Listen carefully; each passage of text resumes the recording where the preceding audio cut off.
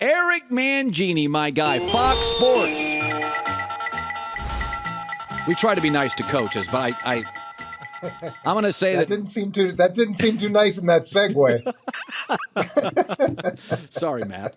Okay, so I said, in my life, good teams, this is what they do. 7 minutes left, 8 minutes left. Guys, put the hard hats on. Eat some clock, get down into the end zone. That's what Detroit did. That drive was like, oh, wow. Super Bowl champs on the road. Didn't think Detroit played that well. That's what stood out to me. Like the physicality, I was like, wow. What did you make of that drive? I love that drive, and I think that's going to be the Detroit brand. And even when they're running outside runs, where a lot of teams will just try to get edges on guys, they were getting bodies on the Kansas City defensive line, and it just looks different than the other way that people run stretch runs. Now we got to give the Lions defense a bunch of credit. In the second half now, they stopped them on 2 3rd and 2s and a 3rd and 1. And to me, that's the difference in the game. And it wasn't just a 3rd and 2 and 3rd and 1, but they had 2nd and 2 and 2nd and 1 as well. So those 3 stops defensively in short yardage situations and the long drive really is the difference in the game. Most people don't draft pocket quarterbacks. Next year's draft class, there's like 6-7 first-round draft pick quarterbacks, they say. All but one moves. But I was saying this earlier, I know everybody wants – life now is very fluid and evolving and fluctuating and change. But Brady just retired and he didn't move. And Garoppolo didn't and got to a Super Bowl, and Stafford doesn't, and Goff doesn't. And it's like, Eric, if my car goes point A to point B, I don't need a moonroof. Like, simplicity is okay. Stay in the pocket, don't throw picks and move the chains. I'm a Goff fan. I don't know. I watched last night. You give him time, I think he throws one of the better balls in the league. Am I nuts? I really like him, and I like this story a lot. He essentially gets thrown away in the trade. And now he, like the Lions, he's reinventing himself to some degree and proving himself in a sea of people who don't believe that he can be that successful and feel like he was the reason that the Rams were being held back. I thought he made a ton of good throws. Thought he extended some plays and allowed him to make plays moving a little bit. I know that's not his forte, but he did do some of that. And there were some gutsy plays too, where he took some hits to get the ball off. He fits this team really well, and he's one of those stories, just like the team that you're cheering for. So my takeaway on the Chiefs was, Eric, I thought their defense, without Chris Jones, created a pass rush against the good old line, batted passes down. I think Kansas City's defense is really interesting, really young, a lot of players moving into their prime. I think here's what I worry about at the trade deadline. Could they go get a veteran receiver? If Tampa's bad and they're selling parts, go get a Chris Godwin. Go get somebody. I do think you could see without Travis Kelce last night. Boy, Eric, that's a young receiving core. There's not a guy I trust on third down. I think they're going to have to go get some. That's what it felt like to me at the trade deadline. I just didn't trust any of their receivers in the second half. I don't think that's going to be the case. And look, they lost the game, and they didn't have their best defensive player. They didn't have their best offensive player. 2 guys that not only the best on their team, but some of the best in the league. They've got another defensive lineman who's suspended for 6 games that they're going to get back. And with some of those drops, where we're saying the drops, they were pretty hard catches for those guys to make. So you're dealing with a new offensive coordinator. It is a young receiving group. But Patrick Mahomes has shown after Tyreek Hill left that he can manage that. He can grow the group and they can create chemistry. And without Kelce, it's just so different. Detroit was able to play man-to-man coverage and lock down receivers at a bunch of different times. Yeah. Where if you're trying to single up Kelce, you can't do that. They were able to do things with Kelce out that teams aren't going to be able to do the second he comes back. So a game to me that's really interesting, and I don't know if it'll be appealing or aesthetically pleasing, because I don't know what we have at quarterback, but I cannot wait to unwrap this Christmas present. It's not the biggest under the tree, but it's got a weird sound when you shake the box. Jordan Love, Justin Fields. I don't know what I'm getting out of this thing. I do know one's going to have a better run game and an O-line, which means Jordan Love's going to have more help. That's my takeaway, is Jordan's going to have more help. Your takeaway on this game? I like the Chicago Bears. I told you a while ago, the amount of moves that they made in the offseason, whether it's at receiver, tight end, running back, Justin Fields improved not a crazy amount in every category, but he improved in every single category. They went and picked up two really good inside linebackers that show from a lot. The Bears are going to surprise a lot of people.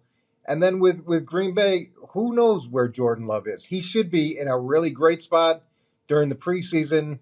I was encouraged by the way that he ran the team and then the procedure, but it's a big what if in Green Bay, and there's a lot of exciting stuff going on in Chicago. I think Chicago is going to make a ton of noise in that division. Wow. Okay, the other game that's interesting is the best 1 o'clock game. So San Francisco, it's just these rosters. If you just did a Pro Bowl team on defense and you just took the Steelers roster and the Niners roster, I think it could be better than the rest of the league. I mean, it's just nothing but talent. And then we have two young quarterbacks, Pickett and Purdy. So they're kind of mirror images of each other, right? Like smart, respected coaches, stacked defenses, some nice offensive weapons for both. Are you a fan of Pickett? Greg Cosell likes him. I don't know what he is. What do you make of Kenny Pickett? Well, it's hard to get super excited about him. Early in the season, he threw the majority of his picks, and that came down as the season went on, and they won a bunch of games at the end. But he didn't produce a lot offensively. It wasn't like his picks came down and his touchdowns skyrocketed. His touchdowns were pretty average throughout the course of the season. Now, he should be significantly better in year two, but I don't think the Steelers are going to ask him to do a ton. I think that they're going to do a really good job of managing him, making sure that he does the things that he does really well, and limiting his downside. And that's going to be the key, and let the defense win the games and let him continue to grow. You know, I've said this before. The longer somebody is at a job and they're good, every year you should be better. I've said I could run Microsoft for 6 days. In 6 months, I'd screw it up. In 6 years, they're bankrupt. But I could fool people for 6 days. So Brian Daboll's really good. You know Brian Daboll. And everybody thinks the Giants are going to dovetail. I'm like, time out. I saw what Daboll did the more time he was with Josh Allen. Let's not pretend that Daniel Jones has no talent. He's big, strong, mobile, and throws a decent. He's a bigger, stronger Alex Smith. There's something there. My takeaway on the team, Giants host the Cowboys, the team in this league that everybody's sure is just going to fall off a cliff is the Giants. And I'm like, do you trust Daboll? I do. So my takeaway is I think Daniel Jones will be better this year. What's your takeaway? Cowboys, Giants, and Daniel Jones and Daboll. Well, Daniel Jones will be better, and Brian is really good. He's creative. He's thoughtful. He's an excellent teacher. He's worked on defense, so he can teach the offense from a completely different perspective than a lot of head coaches and a lot of offensive coordinators. My concern isn't that their team will be better. I think they will, but the challenges they have are pretty ridiculous. The schedule in the early part of the season, I think it's 3 games in the first 11 days, and then what is it, like 7 out of 10 games are on the road. Some ridiculous number that made you think that New York was mad at the Giants when they put the schedule together. And you're also dealing with different expectations. People are going to treat you radically different than last year, where they were able to sneak up on people. And they added some pieces, but it's not like they had a dramatic overhaul or influx of talent. They just had to pay the talent that was there a lot more money. So will they be better? Yes, but the scheduling and expectations and things like that are going to be hard to overcome for them, especially early in the season. So one of the games, it's weird how this league works. Like the Niners are a bad matchup for the Rams, but the Rams have the Super Bowl. The Browns have given the Bengals a lot of trouble. And my guess is, you're in Cleveland, is that Myles Garrett with that O-line, Joe Burrow just has to throw the ball faster. It's just his rhythm gets a little off with Cleveland. I haven't watched every snap of those games, but there is something about matchups in this league. I could ask you about that. There are teams sometimes that aren't great. You just don't, your personnel doesn't match up. A lot of people like Cleveland this weekend. You know a lot about this team. Your thoughts on Cleveland Bengals matchup? Yeah, I agree. It hasn't been a great matchup for Cincinnati, just like Cincinnati usually does a great job against Kansas City. This is another one of those games that's so intriguing because where's Deshaun Watson? And we talk about Aaron Rodgers, we talk about Russell Wilson. Deshaun Watson is 28 years old, trying to rejuvenate his career, and his numbers the last year that he played a full season were really impressive. So he's got a full off season. He's played in 6 games. He's not dealing with the off the season issues. If he's anywhere close to what he was the last time he played a full season, the Browns are going to be a tough out against anybody, and they should go to the playoffs. They should. They've got a great running game. They've got a great offensive line, and the expectations for him aren't very high across the board. If he's close, this team is gonna be a problem for everybody they face. Finally, I talked to somebody yesterday he made a very good point on Aaron Rodgers. He said Aaron knows when the lights are on. If you think Monday he's going to struggle, this is going to be showtime, the Tony Awards, a Knicks playoff game. Aaron's going to show up, ball, and be totally engaged. Watch out, Buffalo. And I'm like, yeah, I don't like that O-line. I don't like the Jets O-line. And somebody said, well, they're healthy in week 1. You'll be good for a week. Just tell me what you expect. Aaron Rodgers, Monday Night Football, bright lights. What do you expect? I expect Aaron Rodgers to be really good. I expect this team to be really good.